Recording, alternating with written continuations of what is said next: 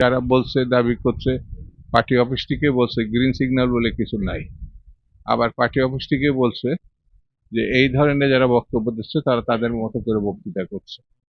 2 দিন আগে তারেক রহমান সাহেব খুলনা ডিভিশন, সিলেট এই 2 ডিভিশনে যারা সম্ভাব্য প্রার্থী তাদেরকে ডেকে তিনি এককভাবে কি কি করতে হবে, মিষ্টি খাওয়া যাবে না,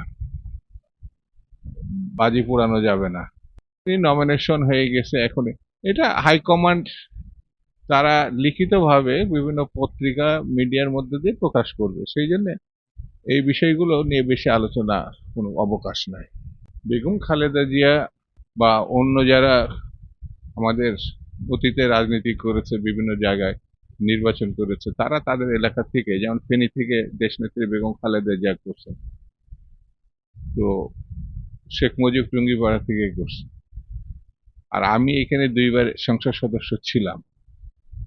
তো স্বাভাবিক কারণে এখানকার মানুষের সঙ্গে যত আমার সরাসরি হৃদ্যতা, অনেক জায়গায় আমার পরিচিতি আছে, সারা দেশব্যাপী আছে, কিন্তু এখানকার যত আমি স্বাচ্ছন্দ্য বোধ করি চুয়াডাঙ্গার ক্ষেত্রে, এবং সেখানে আমি পরীক্ষিত, যাবার 2বার নির্বাচন ছিল, 2বারই আমি জয়লাভ করছি। অনেকে একাধিকবার নির্বাচন করার পরেও, ধানের শীষ মার্কা পাওয়ার পরেও তারা জয়লাভ করতে পারে না। তো আমার জন্য তাদের জন্য পার্থক্য এই, এটা আমার নিজের ভূমি শুধু না, এখানে আমি নিশ্চিতভাবে বিজয় লাভ করি এর দৃষ্টান্ত আছে। আমি এটা ছেড়ে অন্য জায়গায় যাবো কেন? পার্টি যদি নির্দেশনা দেয় সেটা তখন ভেবে দেখা যাবে। এখন এখানেই আমি রাখছি।